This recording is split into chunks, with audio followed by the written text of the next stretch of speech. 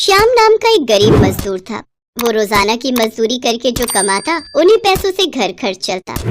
श्याम माँ दुर्गा को बहुत मानता था। उसने घर के मंदिर में माँ दुर्गा की एक छवि लगा रखी थी। वो मजदूरी पर जाने से पहले सुबह जल्दी उठकर नहा धोकर पहले माँ दुर्गा की आराधना करता। उसके पश्चात ही वो मजदूरी पर जाता। श्याम की पत्नी शोभा बहुत ही गुस्से वाली थी। वो हमेशा श्याम से लड़ती रहती थी।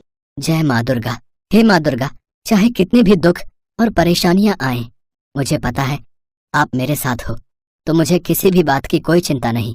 तुम्हें क्यों चिंता होगी? तुम तो सुबह निकल जाते हो, रात को 2 पैसे कमा कर घर लौटते हो। पीछे से तो मैं परेशान होती हूँ ना। पूरा दिन घर के काम निपटाते रहो। ये लो तुम्हारी रोटियाँ। आज सब्जी नहीं है, थोड़ा गुड़ रखा था। कोई बात नहीं, रोटी और गुड़ तो मुझे वैसे ही बड़ा स्वाद लगता है। अच्छा, अब गुस्सा मत कर। गुस्सा करना सेहत के लिए अच्छा नहीं होता। अपनी सारी परेशानियां माँ दुर्गा को सौंप दे। देखना, वो पल भर में सारे दुख दूर कर देती हैं। अभी तक तो कोई दुख दूर नहीं किया।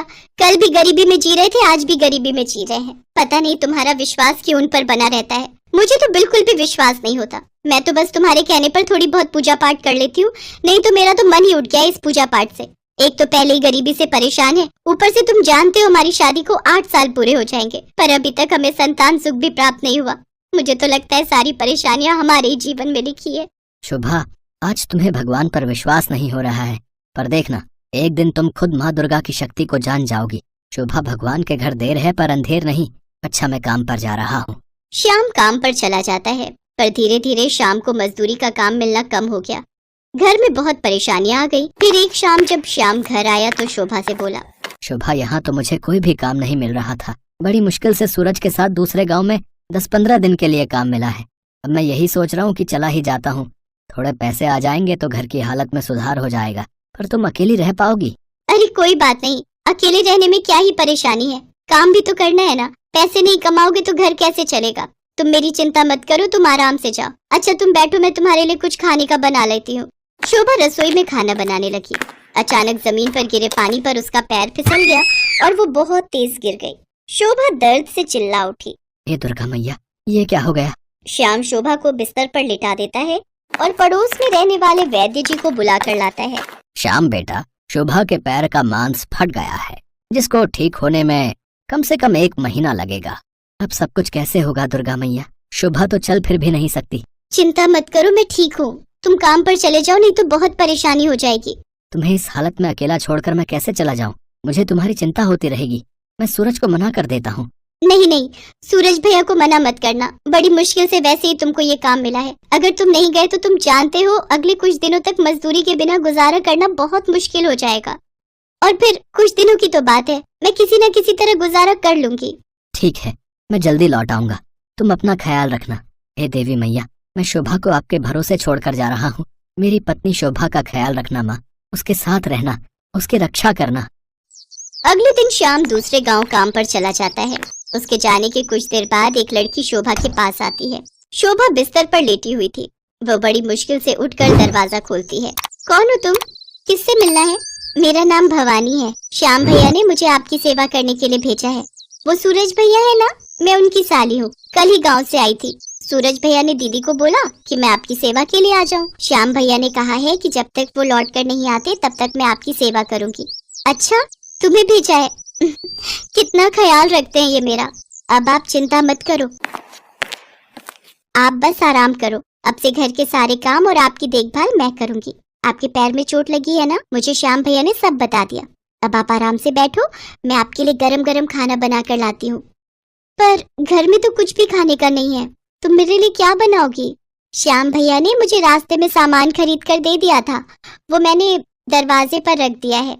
आप यहाँ बैठो, मैं उठा कर लाती हूँ।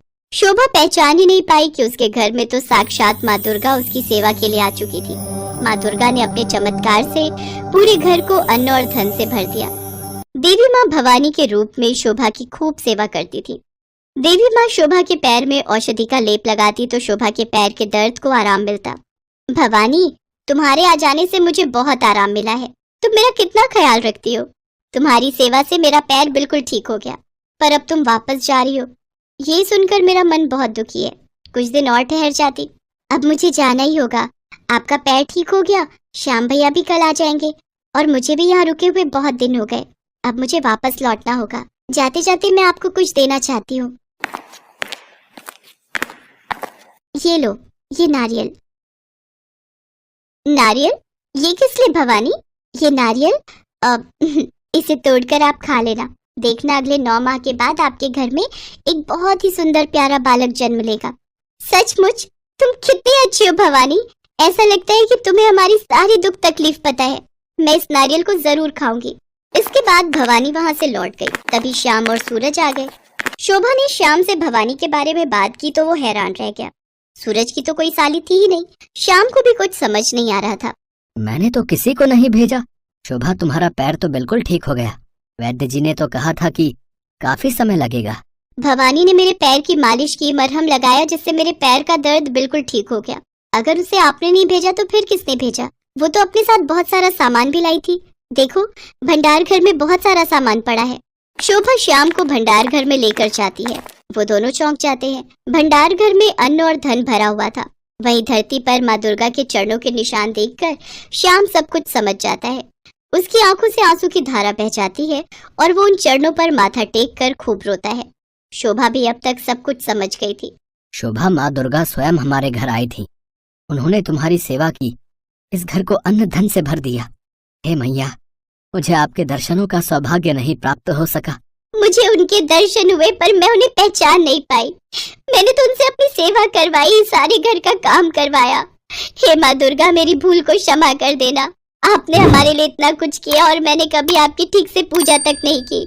आपकी महिमा अपरंपार है मैया। शोभा श्याम के साथ माँ दुर्गा के मंदिर जाती है और उन्हें कोटि कोटि धन्यवाद